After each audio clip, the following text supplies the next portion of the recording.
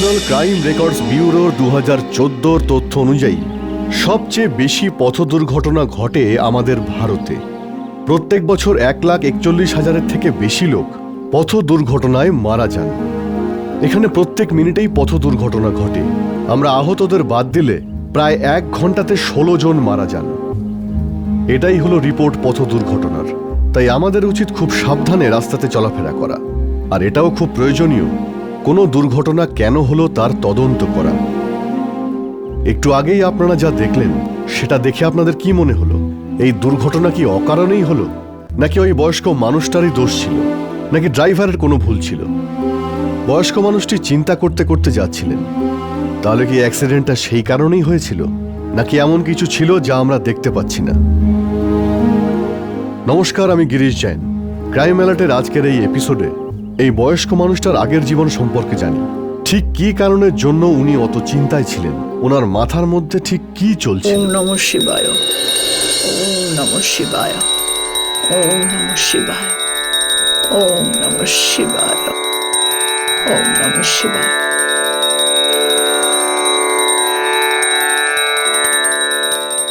ছোট বৌমা, হ্যাঁ, আমি জলখাবার তৈরি করে দিয়েছি, গৌরবকে খাইয়ে দাও। আমরা তো আজকে খাবো না, আমাদের যে আজকে ব্রত আছে। আর আমার পুজো হয়ে গেলে আমি তোমাদের বাবাকে খেতে দেবো। হে প্রভু, দয়া করো। বড় বৌমা, বড় বৌমা, দেখো তো কে এসেছে। বড় বৌমা। কালা নই আমি, ভালো করেই শুনতে পাই। দেখছি আমি। ময়লা নিতে এসেছে।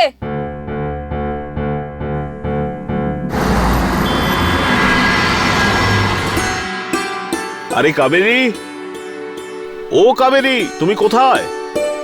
এসে গেছো তুমি? তুমি খাওয়া দাওয়া না করে কোথায় চলে যাও? চলো খেতে বসো এখন। এসো। কাবেরী, খাবার আর জল খাবার রাতে তুমি করবা চৌথের ব্রত খোলার পর তারপরেই খাবো। এটা আমার ব্রত, তুমি একটু বোঝার চেষ্টা করো না। এখন আর আগের মতো বয়স নেই যে তুমি আমার সঙ্গে উপোস থাকবে। কাবেরী, তুমি যদি আমার জন্য খালি পেটে থাকতে পারো, তবে তোমার জন্য আমি কেন খালি পেটে থাকবো না? দাও দাও আমার কাছে, এসব ছাড়ো। আরে আগে তো খেয়ে নাও। আরে এসো আমার সঙ্গে, দেখো তোমার জন্য কি এনেছি।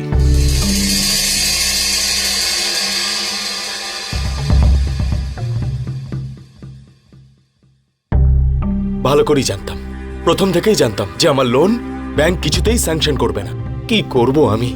এভাবে তো বিজনেসটা কোনোদিনও শুরুই করতে পারবো না। দাদা, টাকার জন্য আমার প্রমোশনটাও তো আটকে আছে। যদি অল্প টাকা হতো বাপের বাড়ি থেকে নিয়ে আসতাম আমি। বিষয়টা গোটা 50 লাখের। দাদা, আমার 30 লক্ষ টাকা চাই প্রমোশনের জন্য। আমি কাকে বলবো? আচ্ছা, তোমাদের বাবা এত টাকা রোজগার করে কি করেছেন? দাদা, আমার মতে একবার ব্যাংক ম্যানেজারের সঙ্গে দেখা করো, যদি কোনো সুরাহা হয়। খুব সুন্দর শাড়ি, খুব সুন্দর। আর এই যে দেখো চুড়ি। আরে একদম ম্যাচিং। আর এই সবগুলো হলো তোমার সাজার জন্য। আহা, খুব সুন্দর, খুব সুন্দর। এই দেখো তোমার ফেভারিট কালার। আরে বাহ, তুমি তো এবার অনেক রকমের জিনিস এনেছো, অনেক রকমের জিনিস। কাবেরী, আমাদের 2 ছেলেকে কোথাও দেখছি না তো, কোথায় তারা? ওরা নিজেদের ঘরেই আছে। একটা কথা বলবো, আজকাল ওরা দুজন না খুব চিন্তায় থাকে। আমি সেটা জানি। তুমি তো জানো কাবেরী, দুটো খুব ভালো চাকরি পেয়েছিল সমীর, কিন্তু সেই চাকরি সে ছেড়ে দিল। নিজের বিজনেস করতে চায়। বিজনেস করা খুব ভালো, কিন্তু তার জন্য কাবেরী অনেকগুলো টাকা লাগে। অর্থটাই তো মূলধন বলো, কিন্তু আমাদের কাছে তো অত টাকা নেই। আমরা কি করতে পারি বলো কাবেরী? আমি কোত্থেকে টাকা আনবো? আমিও খুব চিন্তায় আছি। যদি আমাদের কাছে অনেক অর্থ থাকতো তাহলে ওকে দিয়েও দিতাম। আমি ওকে এভাবে দমবন্ধকর অবস্থায় দেখতে পারছি না, সহ্য হচ্ছে না আর। না না না, তুমি চিন্তা করো না, ভগবান আছেন তো, যা করবেন ভালোই করবেন। এত সময় লাগছে, এখনো তো এলো না।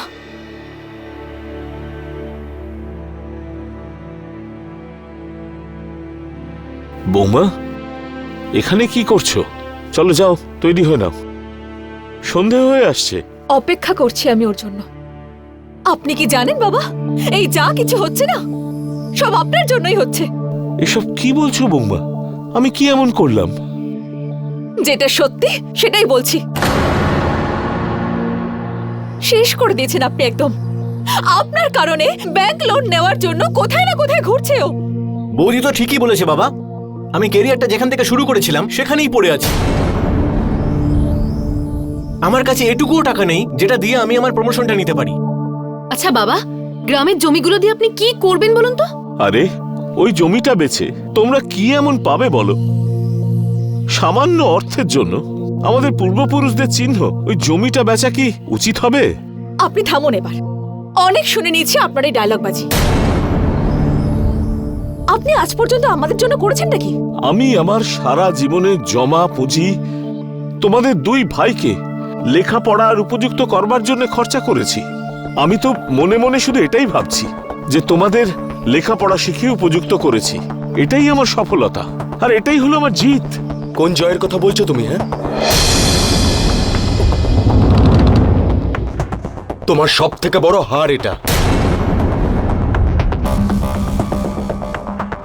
আমাদের সবাইকে রাস্তায় এনে দাঁড় করিয়ে দিয়েছো তুমি। লজ্জায় মুখ দেখাতে পারছি না। একজন কৃষকও তার ছেলে মেয়েদের জন্য 2-4 বিঘে জমি অন্তত রেখে যায়, আর তুমি? বাবা, আপনি যে সারা জীবন রোজগার করলেন সেগুলো কোথায়? লেখাপড়া শিখিয়েছেন, ব্যাস হয়ে গেল না দায়িত্ব পূরণ? এই নাও, আমার লোনের অ্যাপ্লিকেশন আবার রিজেক্ট হয়ে গেছে। কি করবো এবার? আজকের এই পরিস্থিতির জন্য তুমিই দায়ী। সব রাস্তা বন্ধ করে দিয়েছো তুমি আমাদের।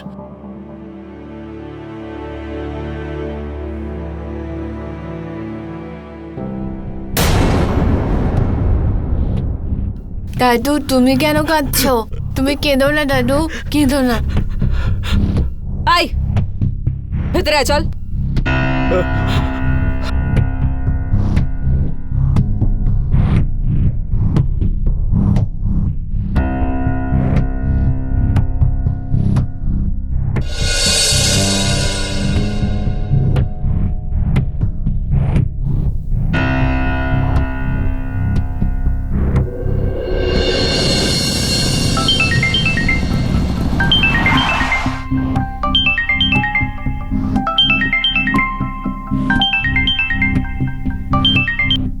হ্যাঁ, নমস্কার শর্মা বাবু, বলুন অনেকদিন বাদে, কি ব্যাপার? হ্যাঁ মিস্টার বাবু, আমার যে ওই দুটো জীবন বীমা পলিসি আছে না, তার ভিত্তিতে কি লোন পেতে পারি?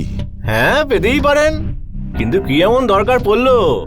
পরিবারের সব কুশল মঙ্গল তো? হ্যাঁ হ্যাঁ, সব ঠিক আছে।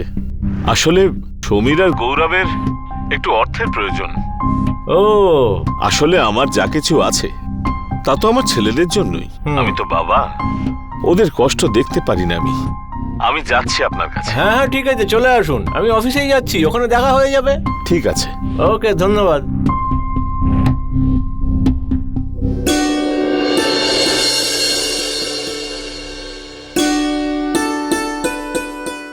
কি সুন্দর শাড়িটা এনেছে আমার জন্য।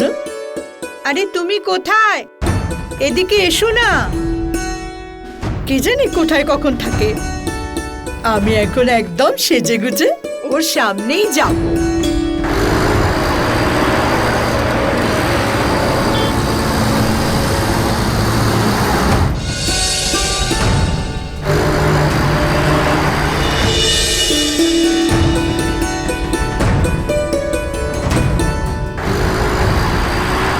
আপনার কারণে বাধ্য হয়ে ওকে ব্যাংকে লোন নিতে হচ্ছে, ঘুরছে কোথায় না কোথায়।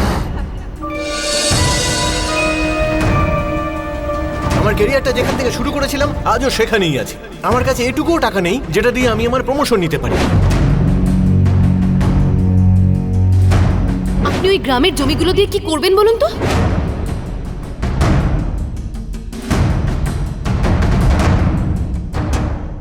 একজন কৃষকও তার ছেলে মেয়েদের জন্য 2-4 বিঘে জমি অন্তত রেখে যায়। তুমি আমাদের জন্য কি রেখে যাচ্ছ?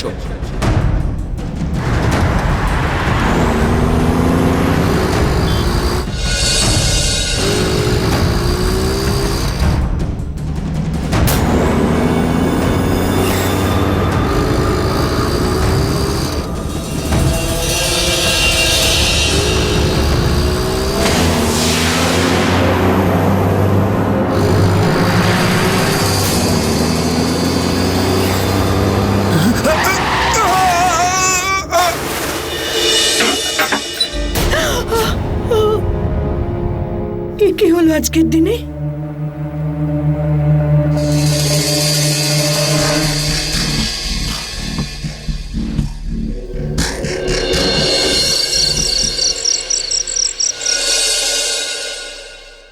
আরে চাঁদ উঠে গেছে, কিন্তু ও এখনো এলো না। কি জানি কোথায় যে যায়, কাউকে কিছু না বলে। তোরা কি কিছু জানিস বাবা কোথায় গেছে?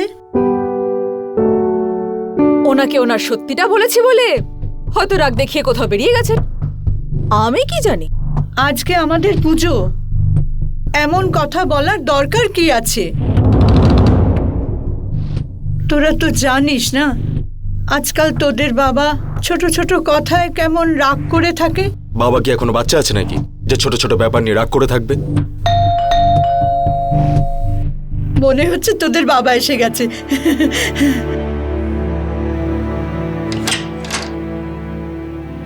গিরিজা শঙ্করের বাড়ি এটাই? হ্যাঁ এটাই। কি হয়েছে? কি হয়েছে কি বলুন না। স্কুটারে করে যাওয়ার সময় ওনার অ্যাক্সিডেন্ট হয়ে গেছে। মা কি হয়েছে? মা সামলাও নিজেকে। জল নিয়ে এসো, জল নিয়ে এসো, নিজেকে সামলাও। মা একটা অজানা গাড়ি ওনাকে ধাক্কা দিয়েছে, সেই কারণে উনি নদীতে গিয়ে পড়েছেন। পুলিশ ওনাকে অনেক খোঁজার চেষ্টা করছে। যখনই আমরা ওনার খোঁজ পাবো আমরা আপনাদের জানাবো।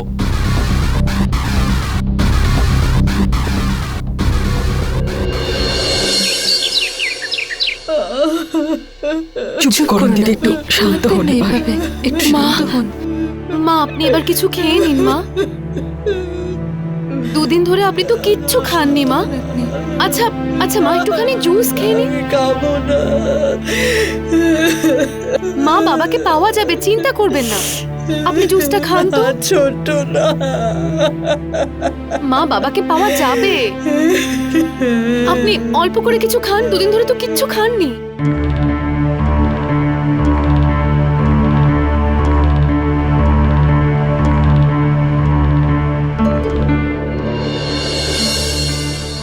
কি হলো? এই দুর্ঘটনার খবরটা বীমা কোম্পানিকে আমি জানিয়ে দিয়েছি, কিন্তু 2 দিন কেটে গেছে, এখনো পর্যন্ত ডেড বডিটা খুঁজে পাওয়া যায়নি। দাদা দাদা ইন্সপেক্টর ফোন করেছিলেন, বাবার ডেড বডি পাওয়া গেছে। মা মা আরে মা মা শান্ত হন মা। সামলাও নিজেকে মা। মা মা এরকম কাঁদবেন করো না। না তুমি, প্লিজ। জল নিয়ে এসো। মা সামলাও নিজেকে। মা শোনো।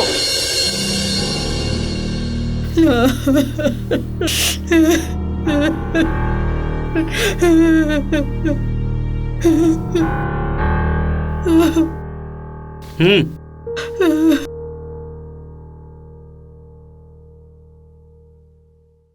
বাবা মা তুমি এসব দেখো না, ভাই তুই বাড়িতে নিয়ে যা মাকে।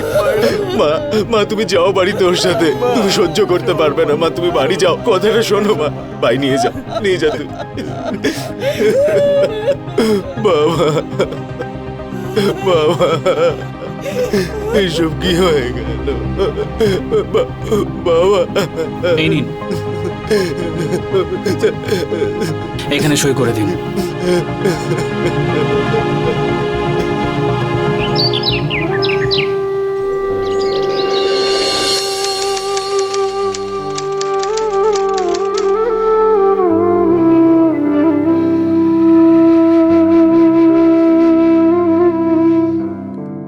আমাকে ছেড়ে চলে গেলে আমি কত একা হয়ে গেলাম।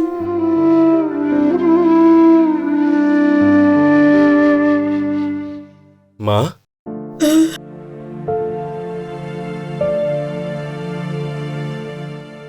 মা ইনি হচ্ছেন অখিলেশ বাবু, বীমা কোম্পানির থেকে এসেছেন।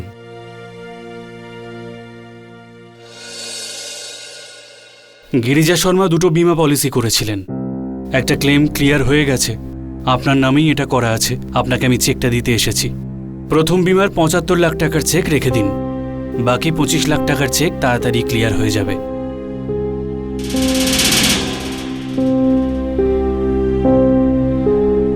আপনি সই করে দিন এর মধ্যে। সাইনটা করিয়ে নাও। এই নিন মা, সাইন করে দিন। সইটা করো।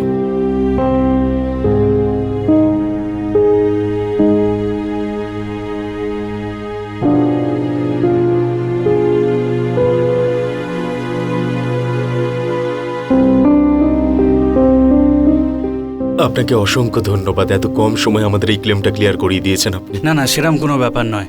এরম কেসে কোনো ক্লেম আমাদের কোম্পানি আটকে রেখে দেয় না। আরে চা মিষ্টি কিছু? না না, অন্য কোনো সময়, আজকে নয়। মাসিমা, আমি আসি। গৌরব, ছেড়ে দিয়ে আসুন।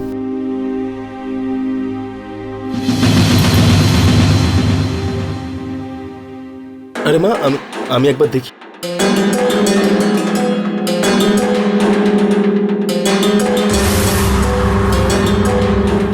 আরে মাকে নিয়ে যাও, মা বিশ্রাম করবে তো নাকি? হ্যাঁ, যাও। চলুন যাও, মা, ভেতরে যাও। চলুন, যাও, বিশ্রাম বিশ্রাম করুন। নাও মা। আসুন, আস্তে। হ্যাঁ,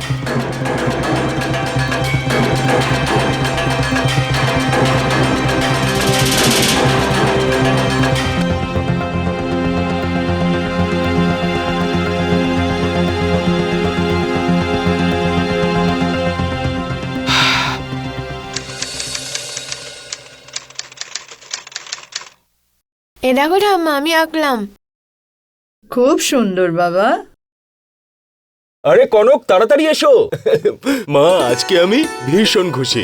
সবার প্রথমে মিষ্টি মুখ করো। হ্যাঁ, তুই একটা গোটা খা, ঠিক আছে? আরে এই নাও, আগে মিষ্টি মুখ করো। হ্যাঁ, আরে বলো, আরে কি আরে বাবা, হয়েছে? নাও, নাও, নাও। খুশির খবর এটাই যে আমি অফিস খুলে ফেলেছি। শুক্রবার আমার অফিসের উদ্বোধন। এবার আমার বিজনেস শুরু হতে চলেছে। এই নাও, দেখো কি এনেছি তোমার জন্য। বাবা, কিছু টাকা বাঁচিয়ে রাখতো। মা, কি সব কথা বলছো তুমি? ৫০ লাখ টাকা তো তারাপুরের ফ্যাক্টরিটা ডিলেই চলে গেল, আর ৫ লাখ টাকা দিয়ে আমার অফিসের উদ্বোধনটা হচ্ছে। টাকা কি করে থাকবে তুমি বলো তো?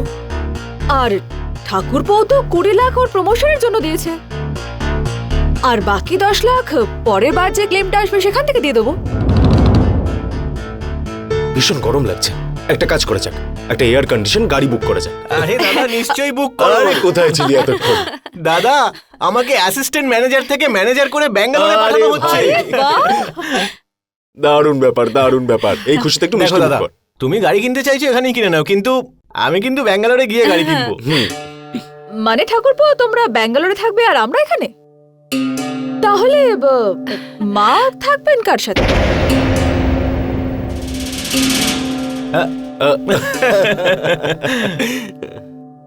আরে বৌদি, মাকে নিয়ে চিন্তা করছো কেন?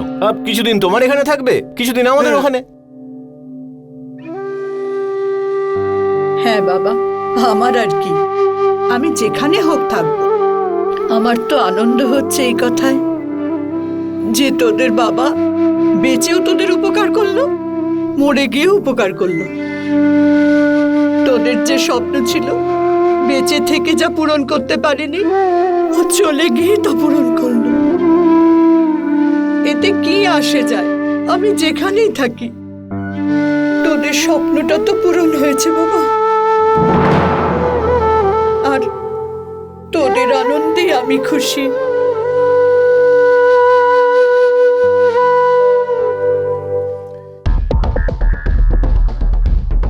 কি নাটক করেন তোমার মা, সত্যি। আরে মায়ের কথা ছাড়ো না। আরে নে মিষ্টি, নে, বন্ধুদের সবাইকে দিবি, আর আনন্দ কর।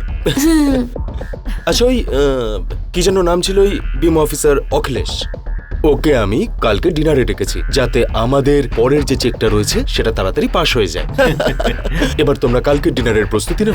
সত্যি বলতে কি, এত বছর পর যেন জীবনে সুখ ফিরে এসেছে আমাদের। ঠিক বলেছো। খুবই দুঃখের বিষয় এটাই যে কারো মৃত্যু কারোর কাছে খুবই আনন্দের হয়।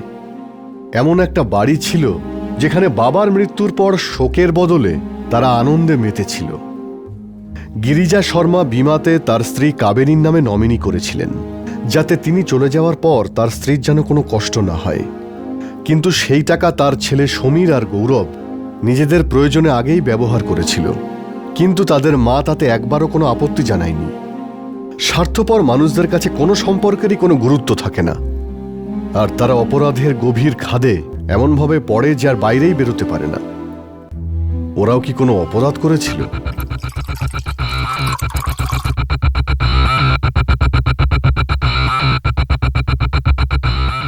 দাদা, আমার ভয় করছে।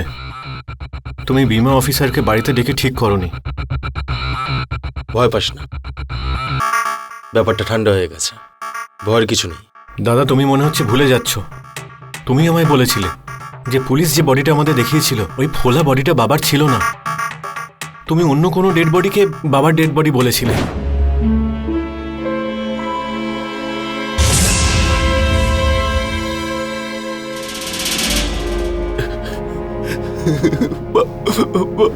তা কি করতাম আমি বল?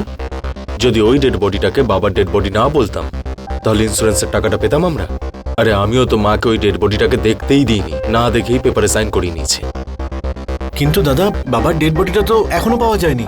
আর ওই টেম্পো ড্রাইভার জগৎ, অনেক দিন কেটে গেছে, বডিটা এতদিনে বোধহয় পচে গলে গেছে, মাছেও খেয়ে নিয়েছে। আর ড্রাইভার জগতের ব্যাপার, ওর সাথে তো আমার ডিল হয়েছিল যে অ্যাক্সিডেন্টের পর ও সোজা নিজের গ্রামে চলে যাবে।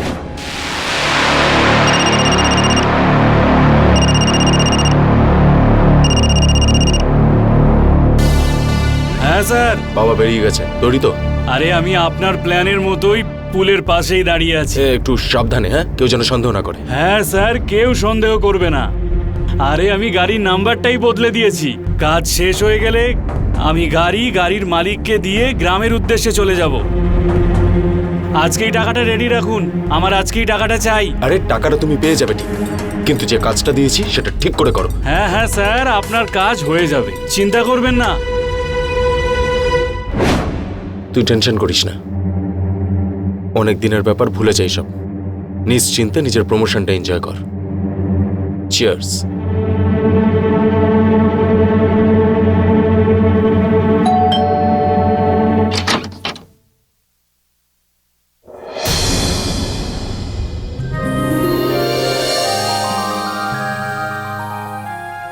তুমি বেঁচে আছো? আমি স্বপ্ন দেখছি না তো? না না, তুমি তো একদম ঠিক আছো। হ্যাঁ কাবেরী, এটা সত্যি, এটা স্বপ্ন নয়। আমি বেঁচে আছি আর তোমার সামনেও দাঁড়িয়ে আছি।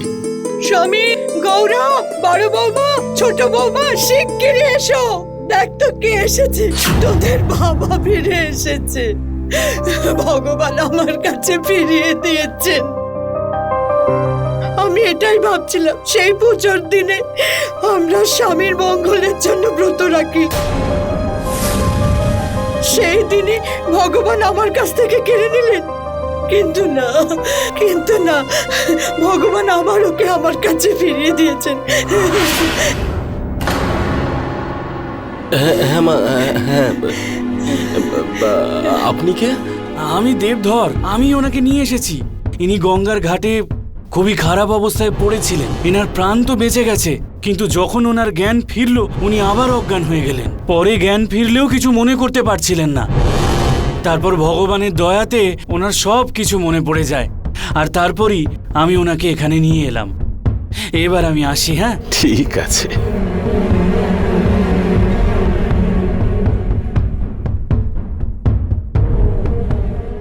এসো।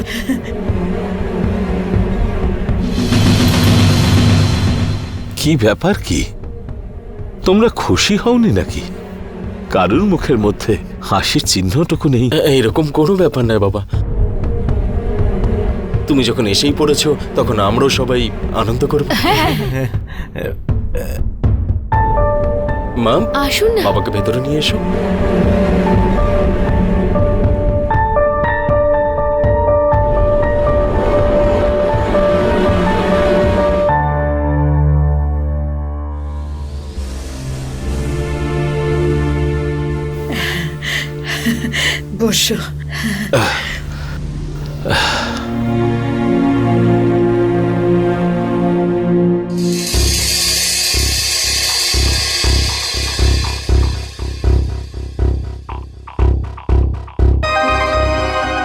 কেউ যদি এটা জানতে পেরে যায় না যে বাবা বেঁচে আছে, তাহলে আমাদের সবার হাতে পড়বে হাত করি আর আমরা সবাই যাবো জেলে। আরে দাদা, 25 লাখ টাকার ক্লেম পেতাম আমরা। যদি সেটা না পাই তাহলে আমার প্রমোশনটা আবার 10 লাখ টাকার জন্য আটকে যাবে। আইনের চোখেও তো পড়ে যাবো আমরা, কি করব? আরে একটা নয়, অনেকগুলো কেস খাবো আমরা।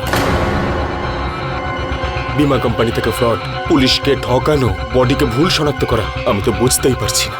সব রাস্তা আমাদের কাছে বন্ধ হয়ে গেছে। নিজের কি অবস্থা করে রেখেছো তুমি? যখন তুমি নেই তখন আমার অবস্থার কেমন হবে? তোমার স্মৃতি এমন দেখতে ইচ্ছে করছে না।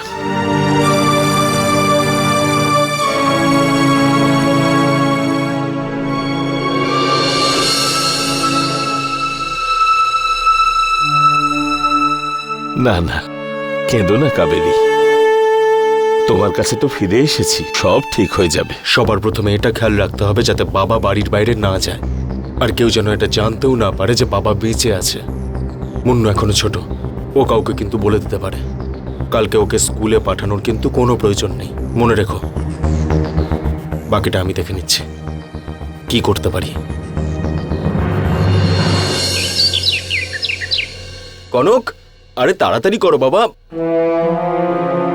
আসছে আসছে এখনই। হ্যাঁ হ্যাঁ গো, 2 মিনিটে আসছে, দাঁড়া।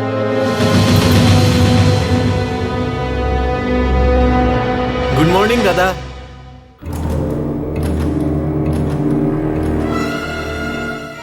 শোভা,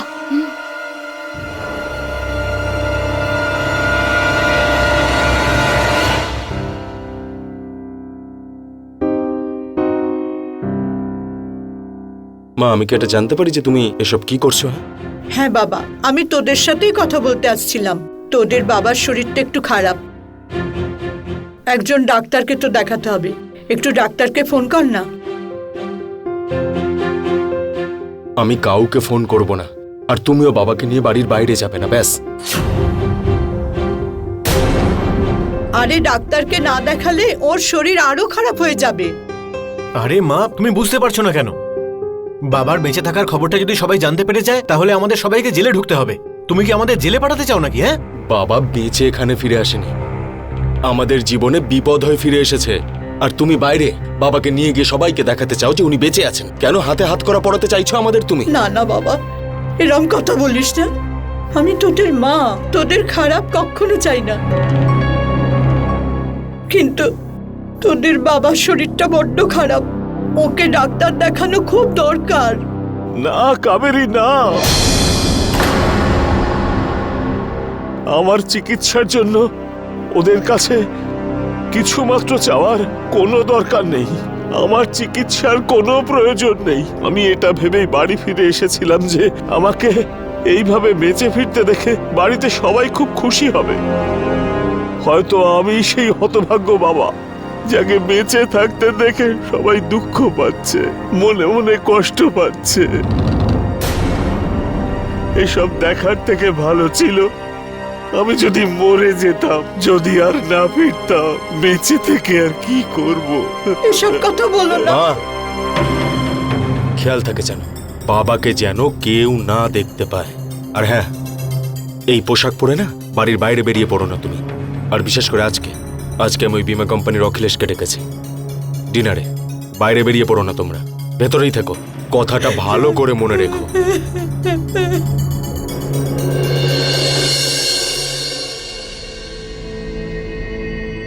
আরে কনক, সব হয়ে গেছে তো? হ্যাঁ হ্যাঁ, সব হয়ে গেছে। ভেরি গুড দাদা। আরে বাবা গৌরব, আচ্ছা একটা কথা বলতো, ওইদিকে সব রেডি হয়ে হ্যাঁ, গেছে? সব কোনো রেডি প্রবলেম নেই তো? মনে হচ্ছে এসে গেছে। অখিলেশ বাবু, আসুন আসুন আসুন আসুন প্লিজ আসুন স্যার। খাবার তো খুব সুন্দর হয়েছিল। চলুন এবার কাজগুলো করে নিই। হ্যাঁ হ্যাঁ, চলুন।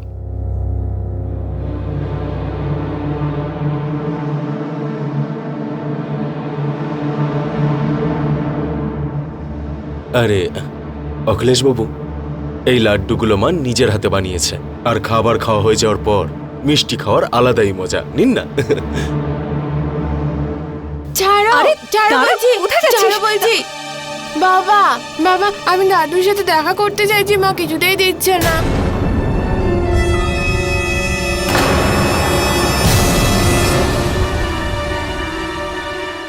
আরে বাবা, মা যেরকম বলছে সেরকম করো, ঠিক আছে? হ্যাঁ, কি বলছে ও? দাদুর সঙ্গে দেখা করবে? আরে না, না। বৌদি, নিয়ে যাও না ওকে। মনু বাবা, বৌদি তোমাকে দাদুর কাছে নিয়ে যাবে। যাও যাও। চল।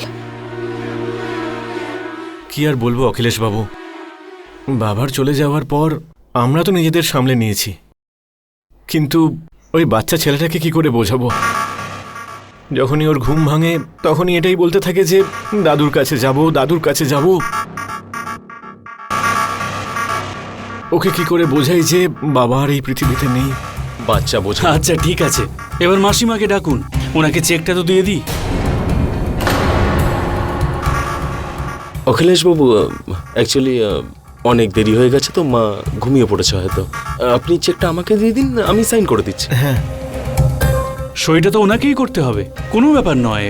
ওনাকে জাগিয়ে দিন, 2 মিনিট লাগবে। দাদা আমি দেখছি। হ্যাঁ,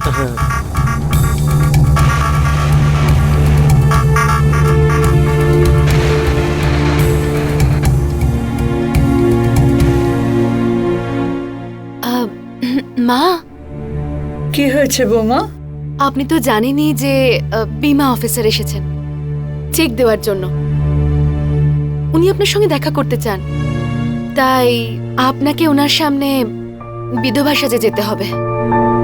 তোমার কি মাথা খারাপ হয়ে গেল নাকি এখন? আমি বিধবা নই, আমি সধবা।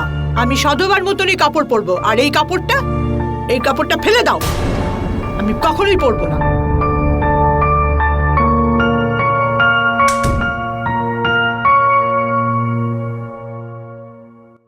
কিছুতেই আমার কথা শুনছে না।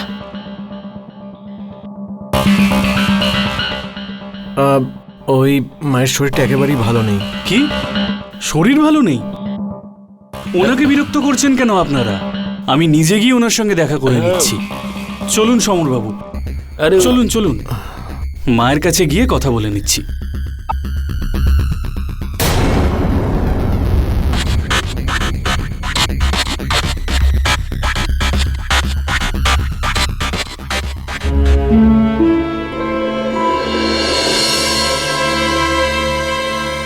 আরে এই দেখুন না, মা এসে গেছেন।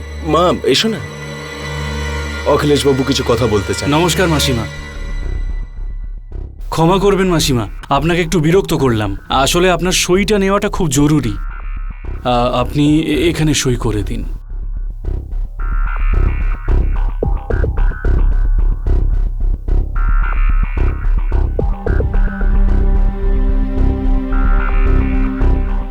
মাসিমা, এই নিন আপনার 25 লাখ টাকার আর একটা চেক।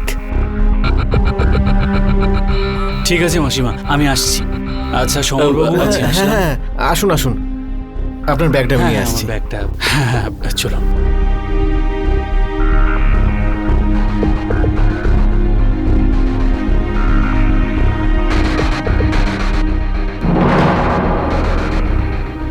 সধবা হয়েও আমাকে এই বাড়িতে বিধবা হয়ে থাকতে হবে।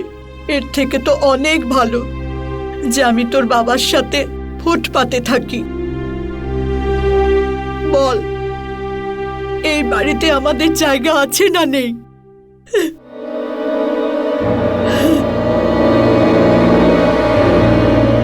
গিরিজা শর্মা এটা জানতেন না যে ওনার ছেলেরাই ওনাকে মারতে চাইছে। তার 2 ছেলে এটা কিছুতেই চাইছিল না যে তাদের বাবা বেঁচে থাকুক। তবে কোনো ভয় পেয়ে যাওয়া অপরাধী অপরাধ ফাঁস হয়ে যাওয়ার ভয়ে আরো ভয়ঙ্কর হয়ে ওঠে। সমীর আর গৌরব তাদের বাবাকে ঘরের মধ্যে আটকে রেখেছিল। ঠিক কিরকম ছেলে তারা, তাদের মাকে বিধবার বেশে রাখতে চেয়েছিল। কিন্তু একজন সধবাই তার কতদিন সহ্য করত? তিনি একজন মা হওয়ার সঙ্গে সঙ্গে একজন স্ত্রীও ছিলেন, একজন সধবাও ছিলেন। কি অদ্ভুত ব্যাপার, যে মা বাবা জন্ম দিয়েছিলেন, পড়াশোনা শিখিয়ে মানুষ করেছিলেন, সেই ছেলেরাই বাবা মায়ের শত্রু হয়ে ওঠে। কিন্তু এর পরিণতি কি হতো? এই রকম পরিস্থিতিতে একজন বৃদ্ধা মহিলা কি করবেন? তিনি তো এটাও জানতেন না যে তাকে বিধবা হয়ে থাকার ষড়যন্ত্রে তাদের ছেলেদেরই হাত ছিল।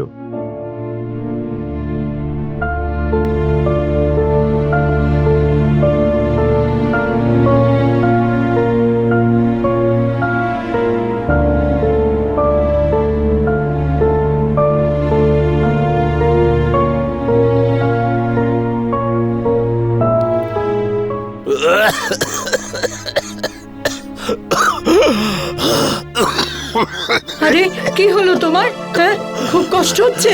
এত কাশছো কেন? এক্ষুনি কমে যাবে, এক্ষুনি কমে যাবে। একটু জল দিচ্ছি, দাঁড়াও, একটু জল খাও।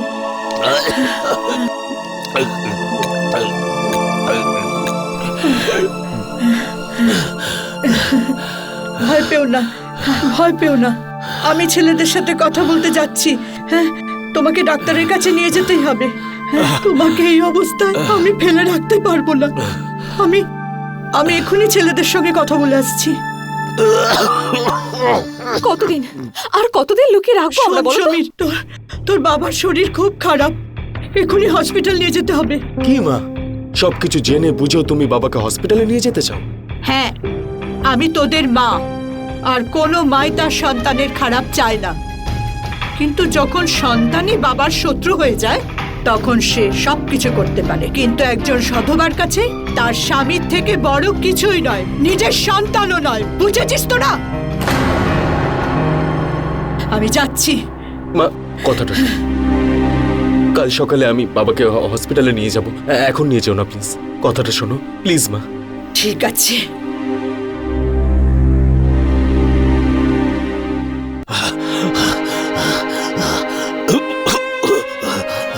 তুমি কিছু চিন্তা করো না, তোমার শরীর একদম ঠিক হয়ে যাবে। আমি সমীরের সাথে কথা বলেছি, কাল সকালে ডাক্তারের কাছে নিয়ে যাবে। আজ অনেক রাত হয়ে গেছে তো, আমি তুলসী পাতার রস করে নিয়ে আসছি, খেয়ে নিলে খুব স্বস্তি পাবে। ঠিক আছে?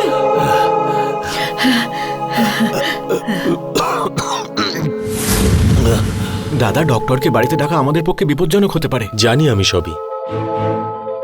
যদি এই ব্যাপারটা আবার খুলে যায় না, তাহলে পুলিশ আবার ইনভেস্টিগেশন শুরু করে দেবে। আর এইবার আমাদের কাছে এটা লুকোনো সমস্যার হয়ে যাবে যে বাবার মৃত্যুর জন্য আমরা দায়ী ছিলাম। এসব আপনি কি বলছেন দাদা?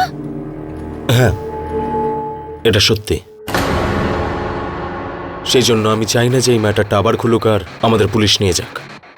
বাবা তো নিজের জীবনটা কাটিয়ে ফেলেছে, এবার আমরাও আমাদের জীবনটা কাটাতে চাই। আর বাবার মৃত্যুকে একটা অ্যাক্সিডেন্টাল মৃত্যু বানিয়ে দিয়েছিলাম।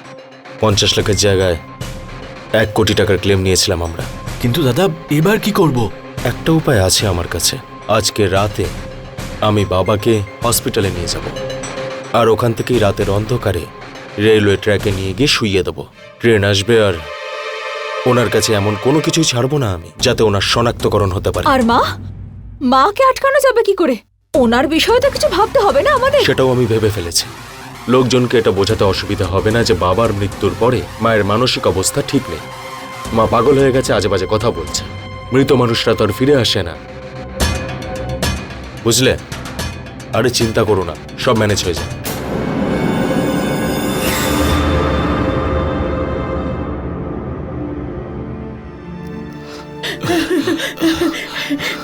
ওঠো, আমাদের এক্ষুনি চলে যেতে হবে। আরে চলে যেতে হবে, ওঠো না, এক্ষুনি বেরিয়ে যেতে হবে। চলো চলো, তাড়াতাড়ি চলো। এই নাও চশমা পরো, এই নাও, এই লাঠিটা নাও, এটা নাও।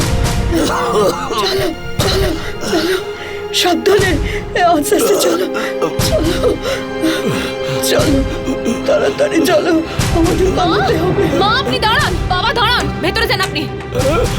ছেড়ে দাও আমাদের, আমার স্বামীর শত্রু তোমরা সবাই। মা, আপনি বাইরে যাবেন না বাবাকে নিয়ে। কিছুতেই আমি আপনাকে বাইরে যেতে দেবো না বাবাকে নিয়ে।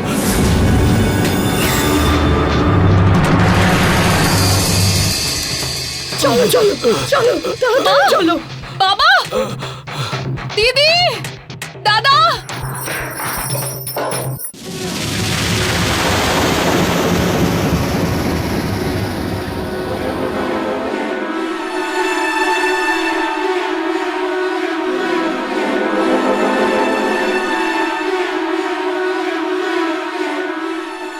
এই শোনো, তুমি ওদিকে দেখো, ঠিক আছে। আমি এদিকে দেখছি। দেখো, ভালো করে খোঁজো। খুব কষ্ট হচ্ছে না? আরে তোমার লাগেনি তো গো? আরে আমার একটু দূর- শরীরের এই আরে একটু অবস্থা, দূর চলো, আর হাঁটতে পারছি না। পুলিশের কাছে যাবো আমরা। কোথায় নিয়ে যাচ্ছ তুমি আবার? আর একটু গেলেই পুলিশ স্টেশন, আমাদের পুলিশ আমায় স্টেশনে ছেড়ে পৌঁছতে দাও। হবে। তুমি যাও।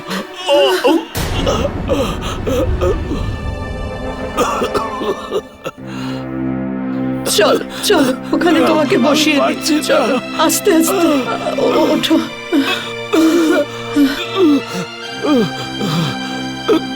আর পারছি না। একটু বিশ্রাম নাও, তুমি একটু বিশ্রাম করো। আমি দেখছি কাউকে পাওয়া যায় কিনা। হ্যাঁ, আমি আসছি, দাঁড়াও। কোথায় চলে গেল কে জানে? আরে ভাই, দাদা। পেলি বাবাকে? না দাদা, কে জানে কোথায় গেছে। মা হয়তো বাবাকে নিয়ে পুলিশ স্টেশনে চলে গেছে। তুই ওখানে গিয়ে দেখ। আচ্ছা আচ্ছা দাদা। এক মিনিট। ওই যে বাবা।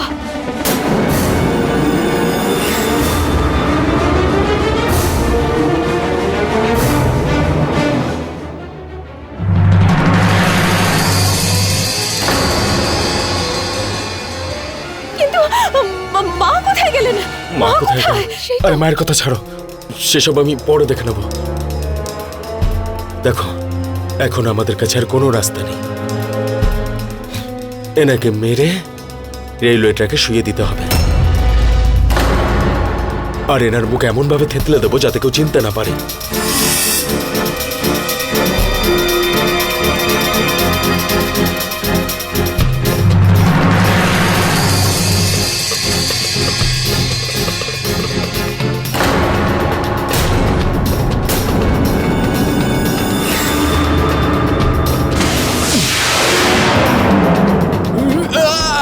এই দাঁড়াও।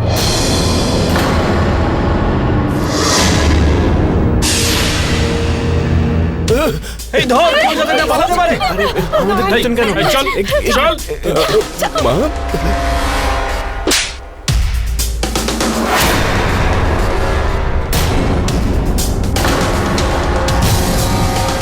আমি জানতাম না যে আমি নিজের গর্ভে সন্তান নয়, নিজের স্বামীর হত্যাকারীদের জন্ম দিয়েছি।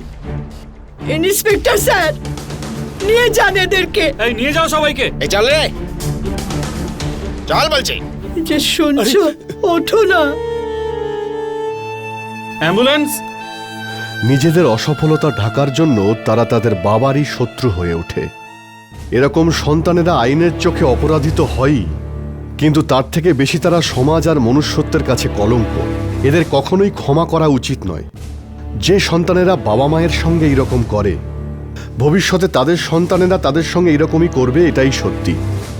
মনে রাখবেন, আমাদের সবার একদিন বয়স হবে। আমাদের বেদশাস্ত্রও বলে যে বাবা মা পূজনীয় হয়, কিন্তু এই ধারণা আজ সবার মধ্যে বদলে যাচ্ছে। তাই আমাদের সবার উচিত এদের বিরুদ্ধে প্রতিবাদ করা, কারণ আজও বাবা মায়ের সন্তানের প্রতি এতটাই অধিকার যতটা কাল ছিল। আইন আপনাদের সঙ্গে আছে, আপনারা আইনের সাহায্য নিয়ে অধিকারের দাবি করতে পারেন। সন্তানেরা যদি এই সম্পর্ককে আর তাদের দায়িত্বকে ভুলে যায়, তবে তাদের মনে করানো প্রয়োজন। আমরা প্রত্যেক বাবা মাকে এটাই বলবো, তাদের অন্যায় সহ্য করার কোনো প্রয়োজন নেই। কেউই আপনাদের অধিকার কেড়ে নিতে পারবে না, সে পরের কেউ হোক বা নিজের। কাবেরী সাহসিকতার সঙ্গে তার স্বামীকে তাদের কুসন্তানদের হাত থেকে বাঁচিয়েছিলেন। মনে রাখবেন, অপরাধ যে কোনো জায়গায় হতে পারে, অপরাধী যে কেউ হতে পারে, তাই আমাদের প্রয়োজন সবসময় সতর্ক থাকার। এর সঙ্গে আমি গিরিশ জৈন ক্রাইম অ্যালার্টের এই এপিসোড থেকে বিদায় চেয়ে নিচ্ছি। আবার দেখা হবে কোনো সত্য ঘটনার সঙ্গে। ততক্ষণ be alert, be safe. Crime alert, অন্যায়ের বিরুদ্ধে সোচ্চার।